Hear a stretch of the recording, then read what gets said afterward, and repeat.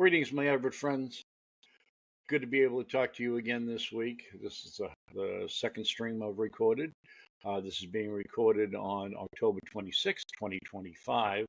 This evening, I get the distinct pleasure of talking to City Clerk Sergio Cornelio, who has graciously accepted my invitation to come online and help explain a little bit to the viewers the process of the voting, how the votes are tabulated, things about perhaps early voting, absentee ballots, any kind of safeguards that might be in place to protect the integrity of the election itself. So, again, I'm very thankful to Sergio. I've known him for about 35 years now, and he stands in some stellar company there as city clerk, has done equally as well as previous city clerk Michael Matarazzo, and of course my good friend John Hanlon.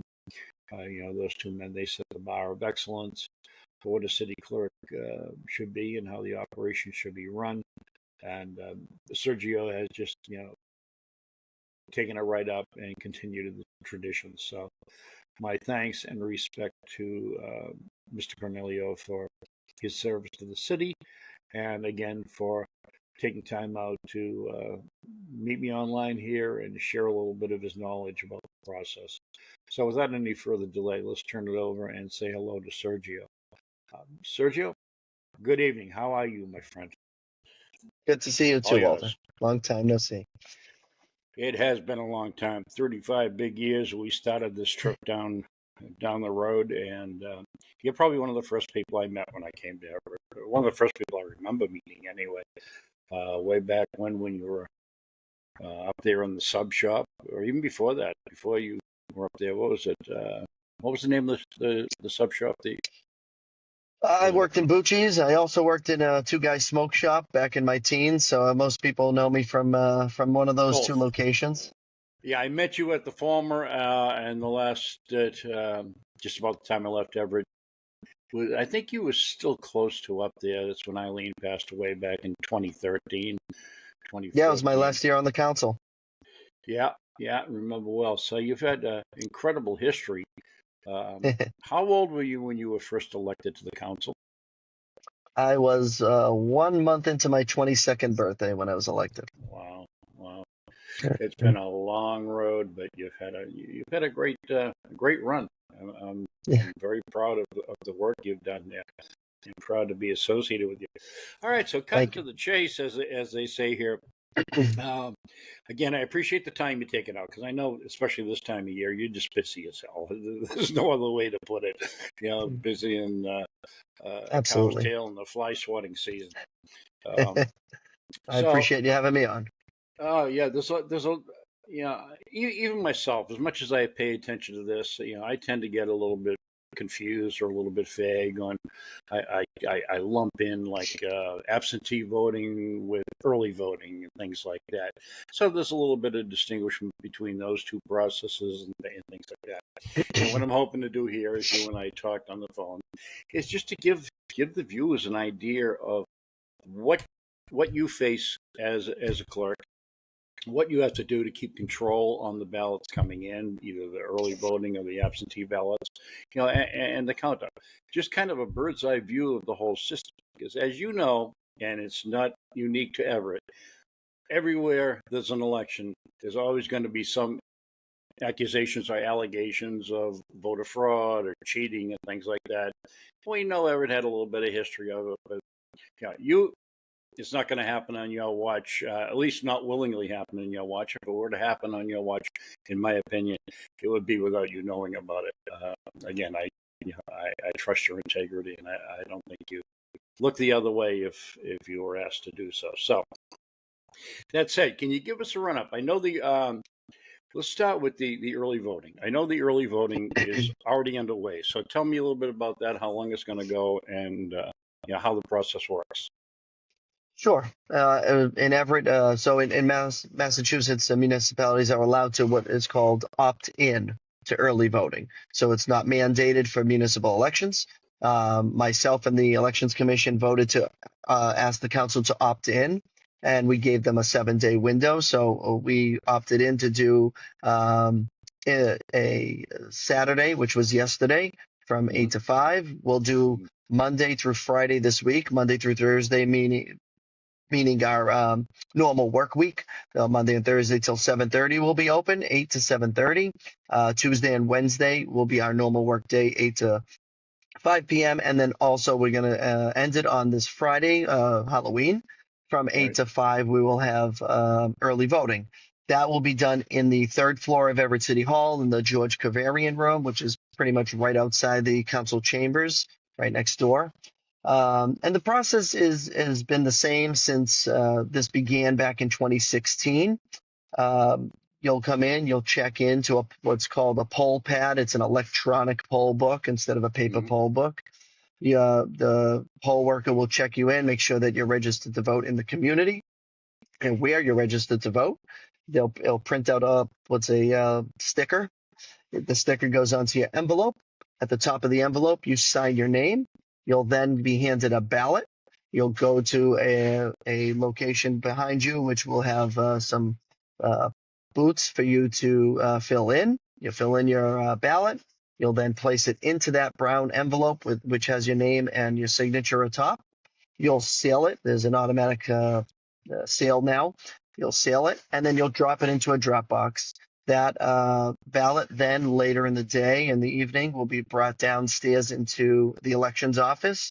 They'll be plugged into what's called the state VRIS system, so voter registration information system. So Uh-huh. everything funnels through a state system.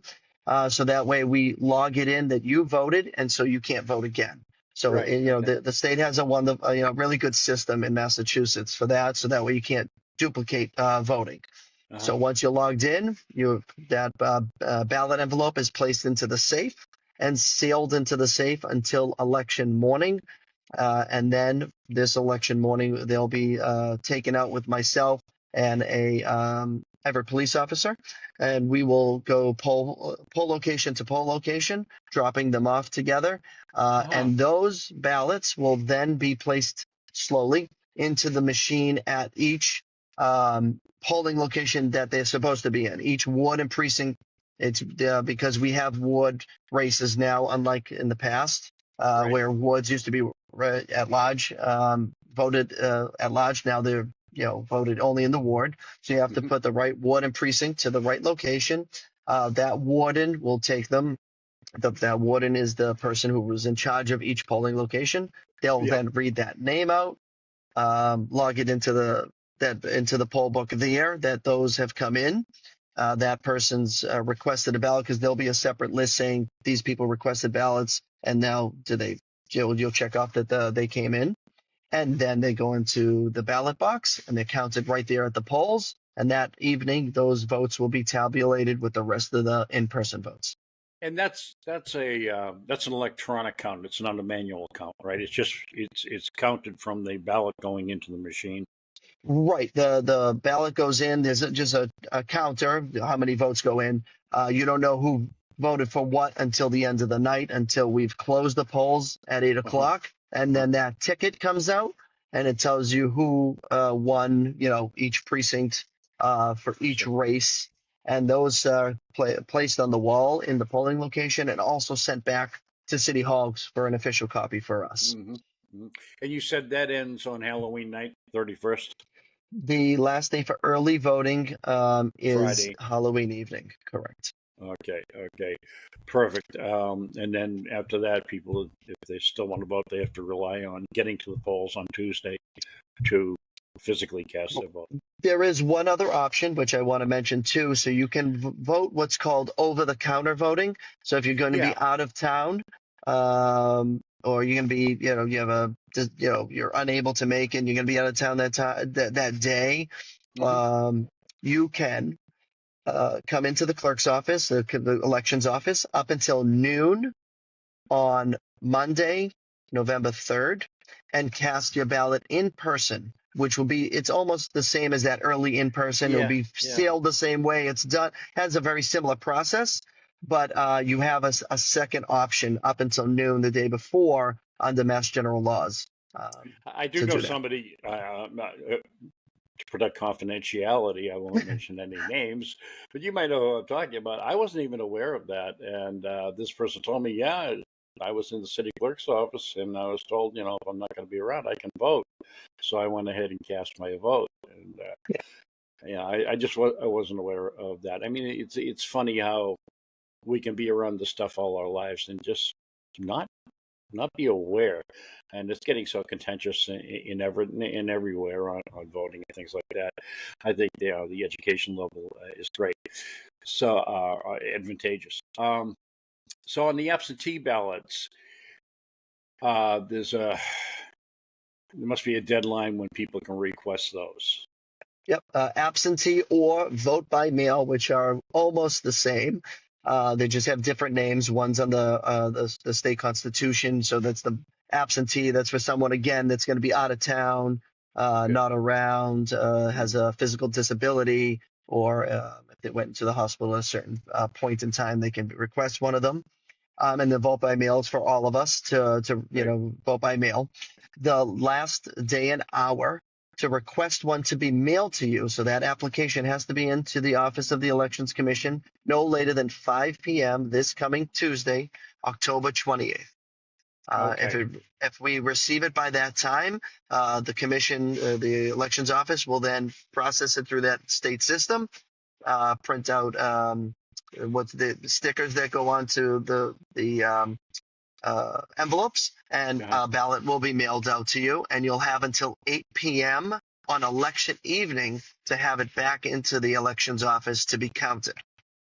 So really, regardless of how the votes come in, whether it's in person, whether it's mail-in, whether it's absentee, they're all counted essentially at the same time, right? In Everett this year, we are doing that. There is another way to do what's called central tabulation, and we've done it in the past. But I think with this election, it's better that they go to the polls. And Yeah. not only that, we are not seeing a large amount of vote by mails like we have in state and federal elections. So for me to send a dozen or two at the most ballot envelopes to precincts will not overburden those wardens. Yeah. So that's we decided. I think that was the best course of action. So the commission and I said that's how we were going to proceed this year. Yeah. And also, what I'm kind of hinting at or alluding to is, it doesn't sound like anybody would have a chance to get advance notice of where things stood in early voting and absentee ballots, going into the election day itself. So nobody has any foresight until after all those votes are tabulated, is what I'm getting at. No candidates can figure out, hey, so and so's ahead in the absentee ballot. I better get that, do A, B, and Yeah. C. No, you can always surmise by looking at you know who voted early. You don't know how they voted, so you can look at the list and say, Joe, Mary, and Billy from here voted, and I think they're my voters. But other than that, the Right. ballots are sealed in that envelope, and they go to the polling location. If there's any sign of tampering, the warden will make a notation of that Mm-hmm. and let us know. And we don't have that. They come in. And go out the same way. Okay. So we haven't had any issues. What about in-person voting? What's the earliest people can go to the polls? On election day, you're talking Yeah. about? Yeah. Okay. Yep. So in Massachusetts, where we open up at 7 a.m. 7 a.m. For polling, we try to get people out before work in case they need to, and we close at 8 p.m. It is promptly at 8. As long as you're in line or at the building at 8 o'clock, you will be allowed to vote, even if it takes 20 more minutes. Polls close at 8, but that means you have to be in line at 8, Uh-huh. and we will let every voter go through if there happens to be a line. So you'll get your chance to vote. So, I'm obviously been involved in uh, both individual elections and trying to do some, for lack of a better term, coverage on what's going on in the elections in Everett. And I plan on paying a visit on election day and being there with my chosen candidates to hopefully celebrate their victory. Uh, what is me from a remote location, if I'm at a pub or something like that, what's my best source of real-time information on the results? Is it watching ECTV? Is it talking to you on the phone? Can I do that? You know, I want to be the first one to get the results because I want to put them right up here on this stream. So any news media that requests, me and the elections director, the second we have the results, we scan it into the computer. They're obviously also called unofficial results Yeah, yeah, because of, not certified. yeah, not certified. So they're unofficial. But the unofficial results will be done hopefully by 9 p.m. at the latest. They'll be scanned into our computer and sent out to all news media that have requested it. So they get it immediately. If you're in the building at City Hall, you'll get it immediately there also. And then we send it to our communications department at ECTV, Yeah. and they place it on the website promptly the second we send it. So I'll send a message to Mr. Barrett or Mr. Coleman in the ECTV department saying an email's coming over now. Please place this on the city's website, and usually they'll put it on social media. So it's pretty prompt from the time the results are finalized in our office to the time they get it, within 10, 15 minutes from the time the numbers are done in the clerk elections office. They're out to the media and out to the website. Yeah, yeah, great, great. So do I do that in writing? Do I have to Yes, submit it? by email. Okay, I'll send it to you, or do I send it to EC? Who do I send it to? You can send it to me and or the elections director. Hmm. Either of us will handle those incoming emails, and we put them aside. We put you in a list and Okay, make sure we send them out the second the results are ready. great.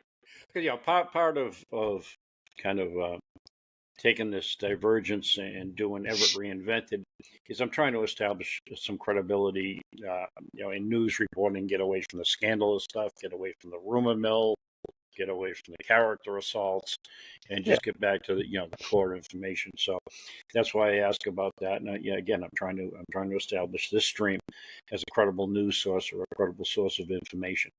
And part of that is having the voting results and what have you, and being listed as a accepted accepted news source, I guess. In on your list. All right. Excuse me. So coming to a little more of the tedious stuff. Everett is, as we said, very contentious. It's always hardball politics and everything else, and the accusations will arise of voter fraud. I've even launched them myself when I've seen some results come in past races that just don't make any sense to me. That people, that I wouldn't throw an anchor if they were drowning, seem to get into office. And I look and I can't help but wonder: did somebody fudge the system? Did somebody get through? So, if you could talk a little bit about what you see as now, you got to agree, every system is assailable to some point. No matter how many protections you put in place, somebody eventually is going to find a way to get around that. And they're going to do things. So you can only go so far to guard the system. So could you just kind of tell me a little bit of the safeguards that are put in place that will make it difficult for any voter fraud to take place? Well, on our end, so the elections director, her deputy, and the two staffer, they handle all the intake of vote by mail applications and all of the in-person early voting envelopes that come in. So Mm-hmm. they tend to they handle the scanning and placing them into the system. If they see any irregularities, so meaning people that may look like someone is signing multiple applications or anything like that, they do make a notation of it. Any large amounts of applications that come in from a candidate or a committee Mm-hmm. are scanned into the system and noted that candidate or committee placed them in intact. That way we could take a look later, and if there is any irregularities, we'll know where they came from. So Yeah. this is Okay. some of the early system that we handle, and it helps. But again, we don't generally see a significant amount of that. Okay. But yeah, so we do monitor it, or at least the elections department does monitor it often, and we haven't seen too much, but we do that. Mm-hmm. Um, when it comes to any other irregularities, I mean, when it Yes, everything is somewhat susceptible, I guess. But we do the best to handle it on our end, and monitor anything. What people do on the outside, once the ballots are mailed to them, is a whole nother thing that is not in the control of the Elections Commission or department, but we do handle everything we can on our end. Outstanding. One last question is I saw an email circulating around. Somebody was talking about the residents of certain voters being challenged, something going on at City Hall on Tuesday. There's like 50 some odd names that have been submitted so far. How does that process play out? Yeah, that's the residency challenge hearings. Actually, we completed that on this Saturday. It is a Okay. multi-step process. Someone needs to challenge people, and they Uh-huh. have to give reasons why, submit evidence to what they believe that person, where that person is registered, if they're not registered here, why they believe they're not registered in the city of Everett or living in the city of Everett, living in the city of Everett any longer and shouldn't be registered. Hmm. So they'll petition us meaning the Elections Commission, the board. We then have a hearing to see if they need to go forward. And whatever names go forward, we then summons these people through a constable or a sheriff. So Right. it's not just by mail. Someone gets summons. You have to do it. You have to request this at least 14 days prior to the election. So there are statutory requirements and timelines. And once that happens, and we've summoned everybody, we decide when the hearing is going to be. It's a public hearing. We had that yesterday. We out of the 25 names, we took 21 yesterday. That's because three people removed themselves prior, Okay. willingly, and then one person was found wasn't sufficient evidence for us to go forward with the hearing. So Okay. we had 21 hearings yesterday, Hmm. and the city elections commission removed 17 out of the 21 names from No the voter kidding. registration for Wow. evidence of living out of this state. And some of those, and many of them, it's not necessarily malicious. When you move from I know. Everett, Massachusetts, and you go to Nashua, New Hampshire, most of the time you don't remember to tell the community you're moving and take me off the voter rolls. And Right. once you Right. go to Nashua, New Hampshire, we'll use as an example, there's no reciprocity. So our states don't talk to each other. Yeah. Yeah. We do talk within the Commonwealth, so the 351 communities in Massachusetts talk. So when you move from Everett to Malden and register, that Malden, through the state system, sends us a notice to delete us, and And we delete that person. that's the way the registry of motor vehicles used to be. They never used to talk to each other, and then of course people would just hop over the line, get a new driver's license, and have 10 Right, drunk drivers in the neighboring state. right. So thank God that you are all online now. There, and I'm familiar with the vagueness and how things can overlap. My experience is dealing with veterans who were voting while they were in the military, while they were on active duty. Even that can get confusing, and again, double counts and things like that. So um, it's I I don't admire what you're up against and what you have to do to just keep a handle on all this stuff, stay up to date on everything else. But I do appreciate your knowledge base on this, and I appreciate you taking time to kind of give us a bird's eye view on that.